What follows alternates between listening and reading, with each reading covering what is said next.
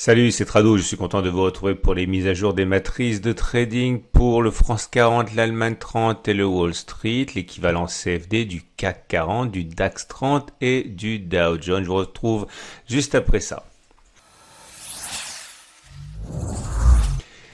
Tout ce qui suit est donné à titre purement informatif et pédagogique. Vous devez vous rapprocher d'un professionnel si vous voulez utiliser des produits dérivés tels que les CFD afin de savoir s'ils sont adaptés à votre profil d'investisseur.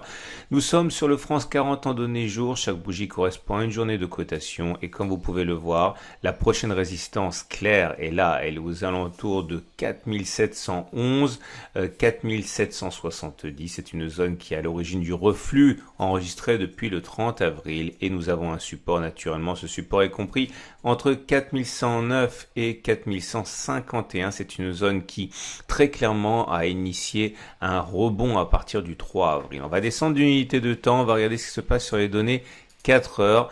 On retrouve par transparence les zones que l'on a mentionnées préalablement.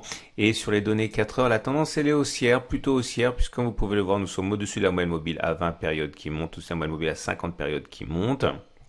Néanmoins, les résistances sont bien là, à commencer par celle qui est comprise entre 4485 et 4500. C'est une zone de résistance qui a bloqué les cours depuis le 20 mai. Ceux qui ont un biais haussier et qui s'intéressent à des points d'entrée pour acheter dans le sens de la tendance pourraient être intéressés par le franchissement de cette zone.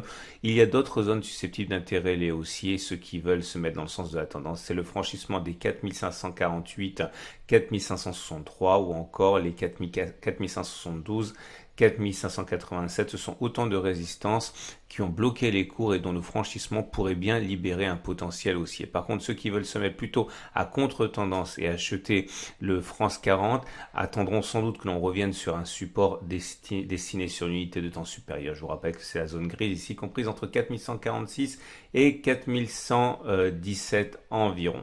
Vous retrouverez des connexions, le calendrier économique, des signaux, l'actualité qui pourrait impacter le France 40. C'est à gauche sur votre plateforme IG.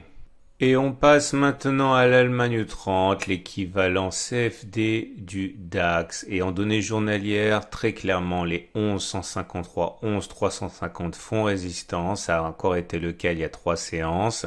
Et le support principal est à 10,173, 10,250. Comme on peut le voir, il a renvoyé comme une balle les cours vers le haut lors des précédentes tentatives de cassure par le bas. On descend d'une unité de temps, on regarde les données 4 heures. La tendance est haussière, vous pouvez le voir très clairement à la moyenne mobile à 20 périodes et à la moyenne mobile à 50 périodes ascendantes. Les cours sont au-dessus.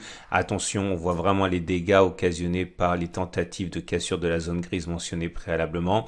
Ceux qui ont un biais haussier, soit attendent que l'on se libère de cet obstacle et que l'on franchisse les 11,350. Autre solution, sur repli, certains pourraient être intéressés par ce support compris entre 10,865 et 10,888, zone qui a préalablement permis au cours de rebondir.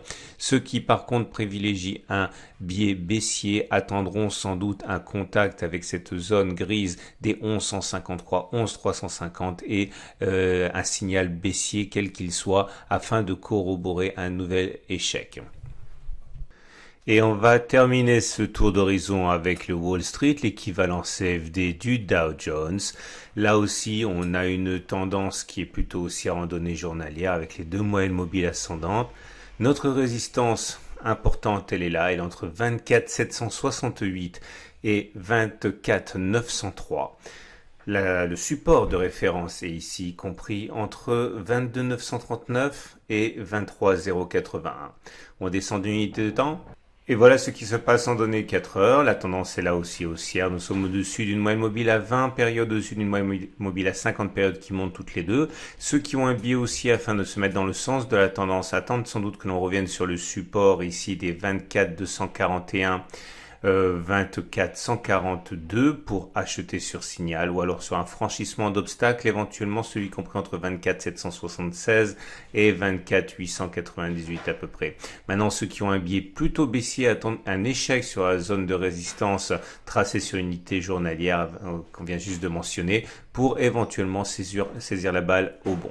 Voilà ce qu'on pouvait dire pour ces trois indices. Je vous invite à regarder à la fin de cette vidéo l'analyse technique de moyen terme, mais également les matrices de trading pour cette semaine pour l'euro-dollar, le bitcoin et le pétrole Brent. Je vous souhaite une excellente journée.